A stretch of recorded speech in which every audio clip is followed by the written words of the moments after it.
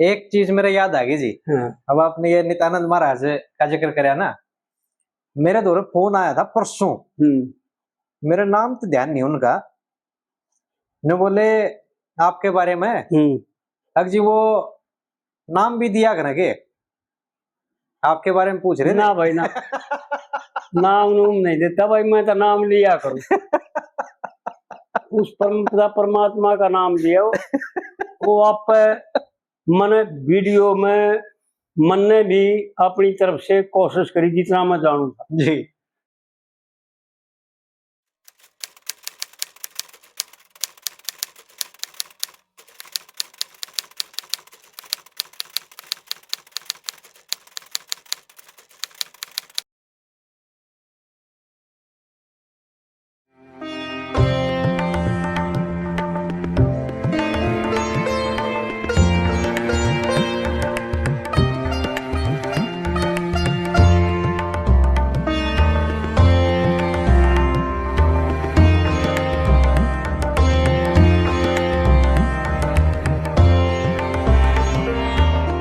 कैसे होगा जी।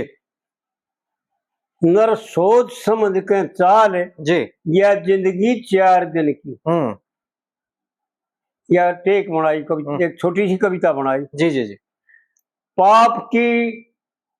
पाप की लाठी दूर भगा ले और उस ईश्वर से ध्यान लगा ले। जी।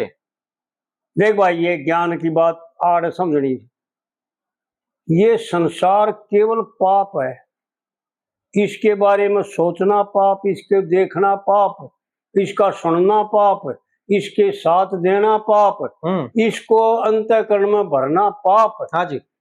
और इसके संसार के लिए जीना और संसार के लिए करना सब का सब पाप है जी। पाप की लाठी दूर भगा ले, उस ईश्वर से ध्यान लगा ले, जगा ले। पंडित जी ने वो बात बता रखी है जो समझने की जरूरत है जी। जगा ले ज्ञान रूप की झाल, भाई सुस्ती तार तन की, ये ना जी। नर सोच समझ के चाल या जिंदगी 4 दिन की, भाई तू खोए करी कराई और चाहिए ना तकनी चीज पराई। देख भाई, आज एक कविता करावांगे, और बहुत अगर समय है आपके पास तो हम भी मेहनत करांगे।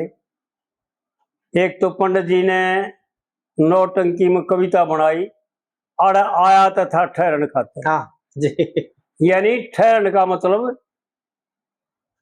नित्यानंद साहेब मिले, नित्यानंद साहेब मिले, जा घट ठहरे काम, और साखी गोरख भरतरी देखे और कबीरा राम। जी। यानी ठहरने का मतलब शांत हो जाना, वहां कोई विकार ना रहना। आड़ पंडित जी ने इस कविता में यूं बता रखा है कि आड़ इस मनुष्य शरीर में लग 84 भोग करके और सब के सब जो है ना नरक कहीं नहीं है। एक ये वीडियो करवा रखा है, आज फिर करवा देता हूँ।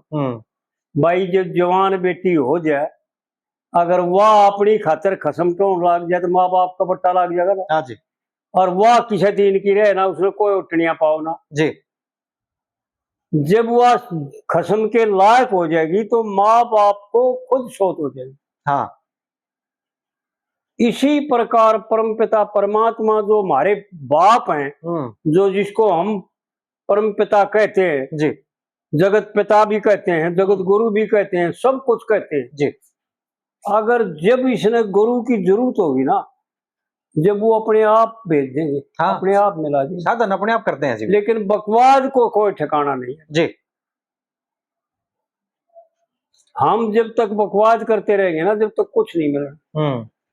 केवल पाप हाथ लगेगा, अंधेरा हाथ लगेगा, गोबर हाथ लगेगा, टिट्टी हाथ लगेगी, सोना और अमृत हाथ नहीं लगेगा। नहीं लगेगा जी, ठीक है। भाई तू खोआ करी कराई, और चाहिए ना तकनी चीज पराई, नर रह जा धरी धराई। पंडित जी ने वो बात बता रखी है जो समझने की जरूरत है जी। है तो छोटी छोटी पर इशारा गजब का। हाँ जी। नर रह जा धरी धराई, ढाल तलवार रण की। सबकी धरी, कितना ही बलवान हो, कितना ही बुद्धिमान हो, कितना ही जान कुछ भी हो, धरी धराई रह जाएंगे जी, एक भी नहीं चलेगी। हाँ। देखो हमारे सामने परमात्मा ने और हमारे संत पुरुषों ने जिनके हमने यूं बताए हैं भाई संत क्या करते हैं, सज्जन पुरुष क्या करते हैं, पंडित जी ने भी बड़ा वर्णन किया उनका तो जी।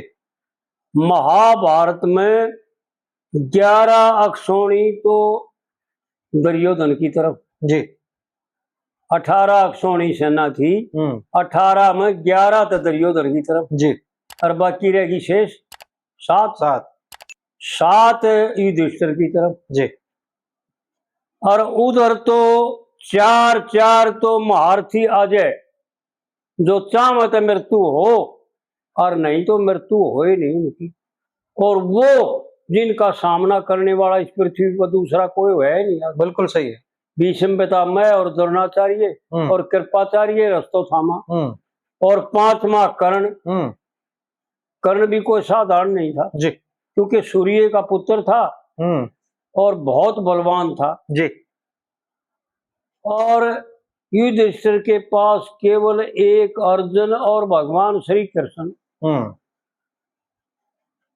उस 11 अक्षौणी सेना और उन महारथियों को चीर करके पार करके और दुर्योधन का सर्वनाश करके और 100 के 100 भाइयों का विध्वंस करके और राज ले लिया।